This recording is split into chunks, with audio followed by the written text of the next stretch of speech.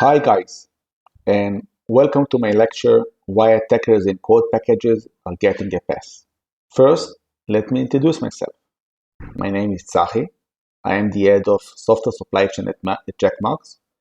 I have many years of experience in cyber. I used to work in McAfee, Symantec, Palo Alto, and most recently in Checkmarx. My specialty is building advanced malware resource systems. So today I want to talk about open source. Everybody is using open source. It helps developing product faster, and anybody can contribute code to an open source project, which is a big part why this ecosystem is so successful. Coming from a cyber background, I ask myself, do attackers contribute code as well? Well, the short answer is yes. Let us see.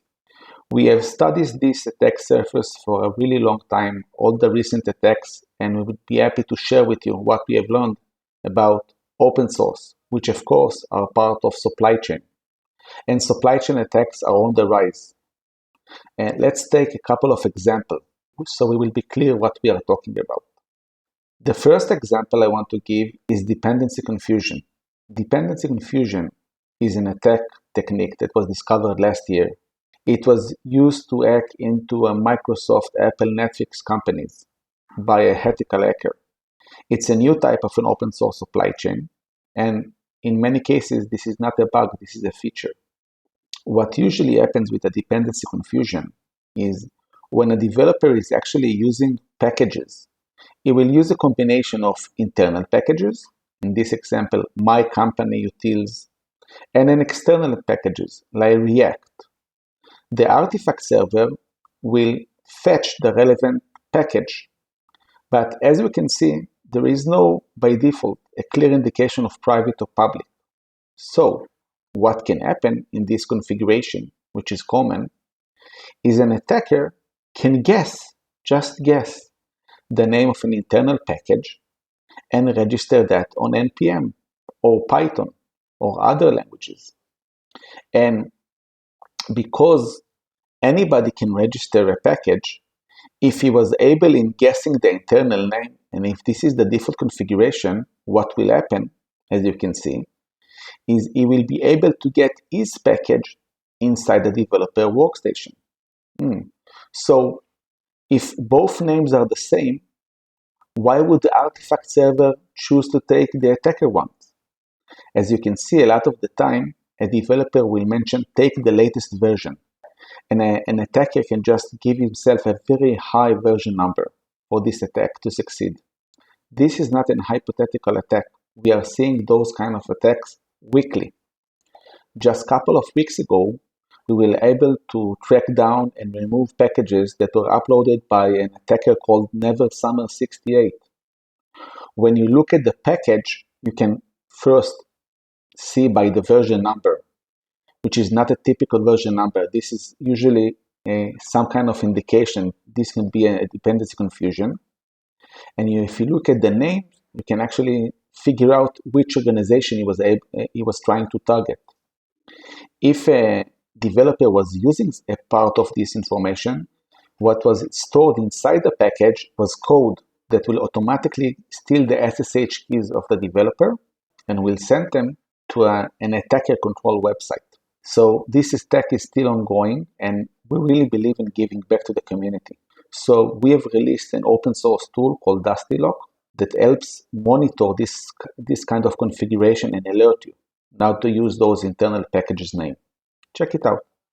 Another attack that we saw a couple of months ago with a very high impact where two really popular NPM packages were compromised. An attacker actually uploaded the malicious packages, which affect tens of thousands of organizations worldwide.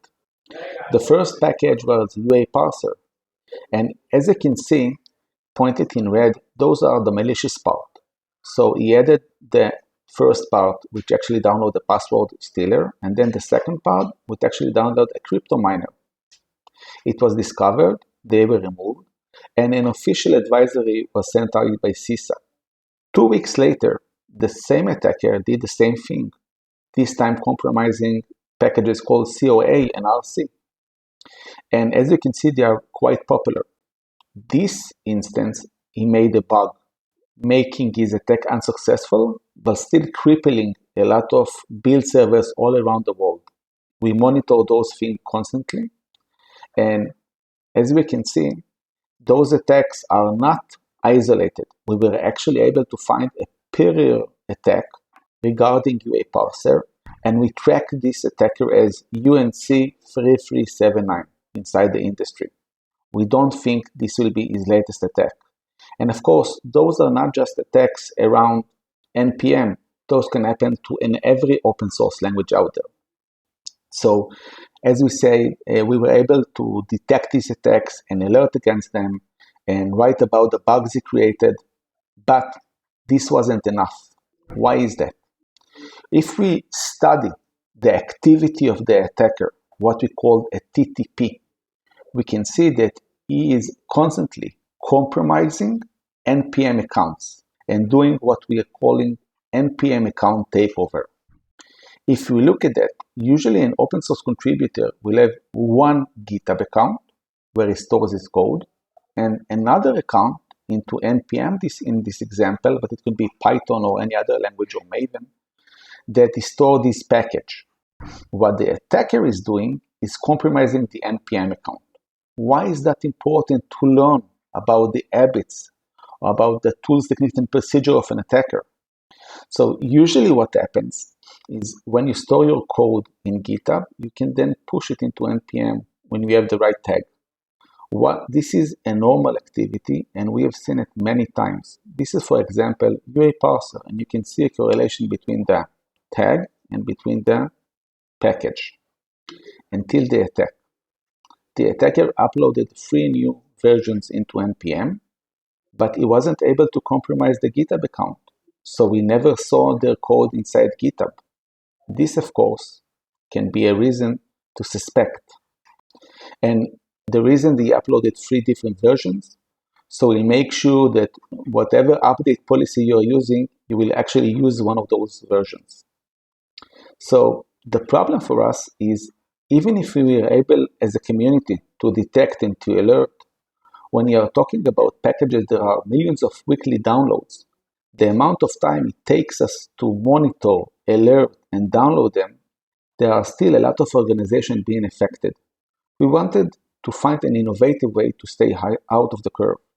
For that, we have released for the community what we call Chain Alert. Chain Alert is an early warning system offered free to everyone in the open source community.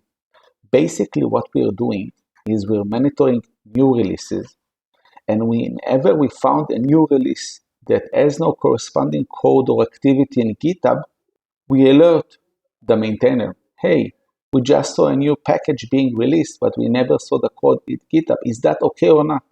We are not saying those are malicious, but we are alerting and monitoring for suspicious activity. So if we found those kind of examples and the attacker will strike again, we have a way to quickly identify it and maybe avoid those suspicious packages. This is right now what we are doing. We're opening like an issue to the original package maintainer, and also for everybody that's subscribed to the project and is using one of those packages will get an issue automatically. So we created this to raise developer awareness and analyze account takeovers. And again, as I said, it's a free service for the open source projects and the open source community. Feel free to join us or add some feature requests. We'll be happy to get your feedback, guys. So this is, of course, Chain Alert on GitHub. So why is these attacks so hard to detect? Most of what we are doing today is more of a reactive approach, meaning we wait until somebody else to flag those attacks and then we react to them. So we are not doing a proactive approach. We are not hunting. We are not automatically analyzing everything that's being uploaded. The problem with being reactive, waiting for somebody else to report, it could lead to a long mean time for detection, meaning we can be under attack for a really long time until somebody else will notice, and then we'll be able to repair that. Another thing is most of the industry still relies on static signatures. This could be a bit problematic when you're trying to stop an attacker, because evident in the cyber industry, static signatures are quite easily to bypass by an attacker. So let me give you an example of what I mean reactive as proactive. I'm going to talk about hunting. We've been doing hunting for many years in cyber. Now, how can we hunt in open source? So our story begins with a really cool project I really like called Backstabber's Knife Collection, which is a couple of people just maintaining a list of malicious packages that were removed into a central repository where researchers can actually take a look at them. So we are always looking for malicious packages, and for this example, we'll start with a malicious package actually uploaded into Backstabbers. So this package was actually flagged malicious a couple of years ago, and we can see the base, the code, encode, and what it was doing.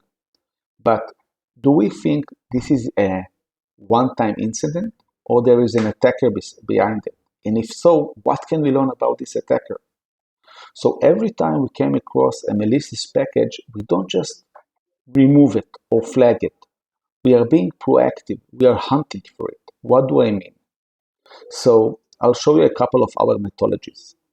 So when we are go hunting, we are looking at the metadata. What do we know about this account, this description, those repository, this home page, this owner?